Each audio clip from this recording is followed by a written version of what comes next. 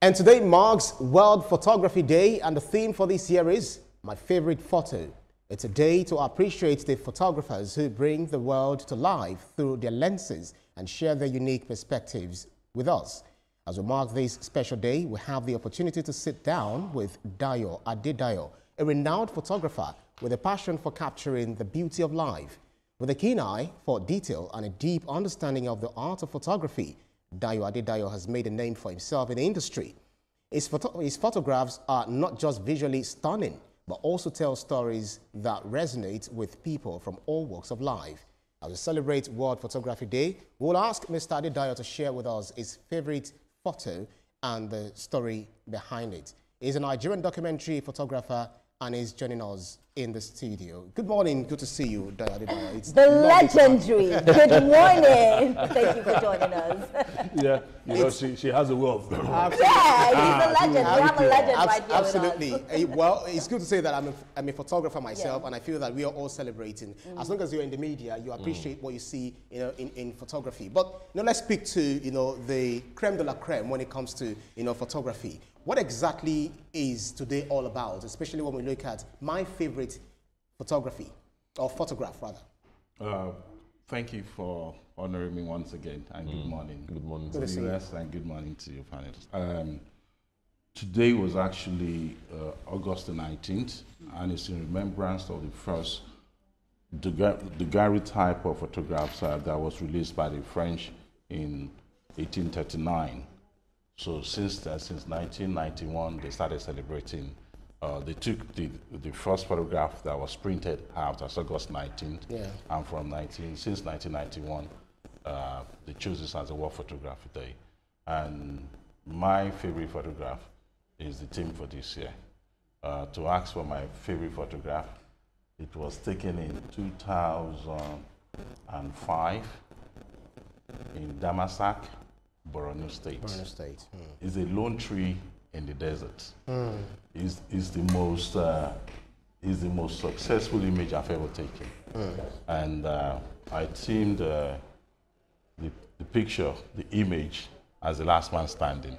Right? And if you remember, in 2005, is the current president of the country, President Bola Ahmed Tinubu, GCFR, was the only person left among the AD governors. I don't know who coined the word "the last man standing," but immediately I saw the image, I just shouted to the driver, "Stop, stop, stop, stop!" Yeah. And those of us, the rest of my crew in the vehicles were wondering, why are they stopping? I said, "Can't you see that image?" They could not, And I printed a huge size of it that I gave to him then. In his office in VI, he put it right behind his desk. I don't know where the image is now, but I've sold countless of it to people because it could mean so many things. That's right. Because how could a lone tree survive in the desert without anything around it? So some people say the Lord is my shepherd, all sort of things. It fits a whole lot of captions into it, So that's my favorite image. Yes, you know what gets me is how within a split second you can see a story in an image, recognize it, and document it. Is it passion or is it a gift? 8 billion people in the world, we all have 8 billion talents. The major challenge is individuals, each one of us, understanding and knowing where our talent is. Why would someone just go into a space and create something that nobody has ever done before, make money out of it, and people will be wondering? So mine is just to see things. I just don't take pictures for nothing. There should be something behind it. And immediately I see an image, I look at the kind of format camera that I will use. Because if it is, I can use my mobile phone. If I don't need anything spectacular about it, I can use a 35mm, a medium format, or a large format, And I don't know where the inspiration comes from, but all I do is once I see something, I see money. And I followed the, I followed the money. I'm sure Ria understands that. I followed the money. Yeah, that's right. We cannot talk about photography without speaking about you, because you've made Nigeria proud in so many ways. And in photography, over 4 million photos in your archive. Man, we have to give you all the accolades. But I want to go with, what are some of the challenges you have faced in capturing some of your best moments? What are some of the things, the hurdles that you have faced? A lot of hurdles, sincerely, nearly 40 years in the business, and Nigeria is the most difficult place to photograph in the world. To start with, let me say this on national telly now. I've been trying to photograph the State House in Abuja. Wow. For the past 15 years. Even though I've written officially 4 times, they still wouldn't grant it to say security. I think that's no brainer, because I can just go on Google and see the whole place. That is one of the challenges. And most importantly, if you want to try it, anybody can come in front of TVC to take a picture of it. They will send him away. So Nigeria is the most difficult place to photograph. I've been detained, I've been beaten, I've been harassed several times, but it doesn't stop me from, I call it work hazard. It doesn't stop me from what I'm doing. But World Photography Day, we are celebrating at my gallery today, which is purposely built for photographers. And as long as you're a photographer and you have anything to do with photography, the place is for you for free. So the Nigerian Unions of Photojournalists, Chief, His Excellency, former Governor of Ogun State, Chief Aremo Olusegun Oshoba, is going to share the occasion where photographers will exchange ideas and and I've been to the gallery, so I know. So for the purpose of those who have not been to the gallery and who will be willing to to watch, to get there and also participate and also learn from your wise counsel when it comes to photography. Everyone has a camera now, and everyone points camera at anything, but they need to look at one way. How do they look through the camera? Using not lens now, because they have a bigger one on their screen. How do they utilize it to the betterment of their own lives, vis-a-vis the location of the gallery and those people that are expected to come over? Well, the gallery is not far away from here. It's just in Oniru, TF Kuboye. And it's not just a gallery. It's an experience center. This is a place where you can move from Habia to Zamfara states. In virtual reality, 5G, not wearing anything. And there's actually a room in the gallery where you take a boat from Marina onto the Atlantic, and you can go into the Niger Delta Creeks or find yourself in Makurdi and Lokoja confluence. And it's more like a sci-fi studio. Yes, we have a library for photographers. There is a dark room for the Gen Zs who have never seen a negative before, so you can print. So the pictures will be printed right in your presence. And of course, we also have the analog exhibition space where we are having the conference today, my favorite photo.